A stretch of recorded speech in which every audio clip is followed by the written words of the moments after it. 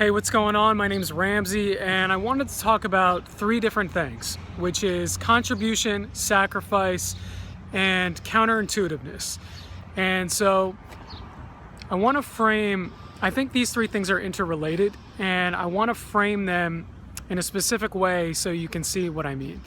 So contribution is a form of an accomplishment. When you contribute something, it's an accomplishment. And it's a form of an accomplishment.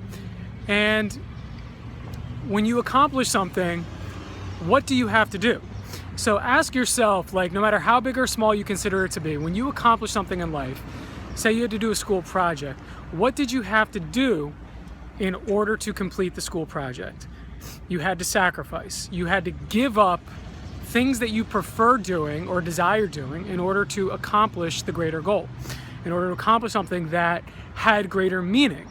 Now, the school project, you might not like school, you might not like this, you might like that, but the greater meaning is you get to move up in your grade with your friends. The greater meaning is that you get to, you get a better grade, you can get to a better college. The greater meaning is that you do more with your faculties, right? You know what I mean? And so you're sacrificing something for a greater goal. Contribution is a greater goal. When you contribute something, you are doing something greater than yourself. You're contributing your faculties more. There's greater meaning to it, and it's an accomplishment. And you have to focus. You have to be more stressed if you're doing your project. You have to be inside instead of outside. You can't be playing your video games. You have to be studying whatever you have to study in order to articulate what you have to articulate or do what you have to do. This is sacrifice, right? And then this is Gandhi, or it's a statue of Gandhi. And what did he have to sacrifice in order to free the Indian people, which is a hell of an accomplishment, a hell of a contribution. What did he have to sacrifice? He had to give up most of his life. He was obviously killed, but he also had to sacrifice just enormous amounts of his lifestyle and his preferences in order to accomplish something tremendous, which was Indian independence. And something he preached was nonviolence. And nonviolence in the face of the greatest empire in the world at the time that had power over you due to their greater resources and military prowess and manpower, so on and so forth, an organization. Being able to preach nonviolence in order to accomplish Indian independence is extremely counterintuitive. And the crazy thing is it worked. And Martin Luther King is another example. He was inspired by Gandhi.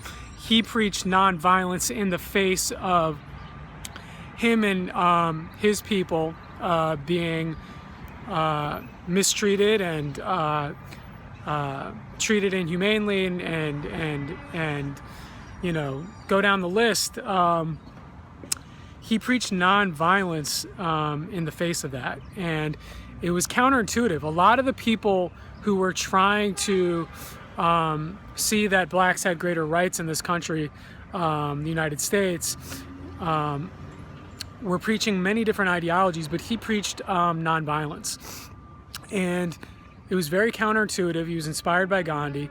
And both of those guys won the day, right? Both of those guys freed their people in a lot of ways, not in all ways, but a lot of ways, and managed to contribute something beyond what anyone would imagine based on what they did.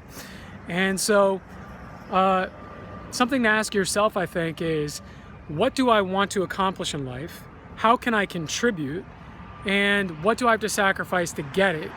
And is it possible that what I want to contribute and accomplish and what I need to sacrifice is counterintuitive to what I think I need to do or what I think is best for me to do. Because a lot of times when you go against what you think you should do, even if you're wrong, it teaches you something. It gives you a better idea of what you should do. A lot of times when you realize what you should do and you're certain of it, and you go counterintuitively to what you think you need to do to accomplish it, it either leads you to a better understanding of what you actually need to do, or it ends up, the counterintuitive thing brought greater fruit and a greater understanding of what you needed to do. So, you know, it's an idea I'm still fleshing out, but I just think that, you know, contribution and sacrifice are connected. In order to contribute, it's an accomplishment, and therefore you need to sacrifice in order to do it. And then counterintuitiveness allows you to accomplish the thing at a greater, at a higher level, and at a in a better way almost, or a more thorough and a more meaningful and a more developed way. And so embrace counterintuitiveness, embrace going against what you think is the right thing. You know, relatively speaking, I'm not saying go do something crazy. I'm not saying, you know what I mean. And embrace sacrifice, and embrace trying, and embrace going for things so that you can accomplish and contribute all that you have within you to give to this world, to give to this universe, to give to existence, if you will. Appreciate your time. Thanks.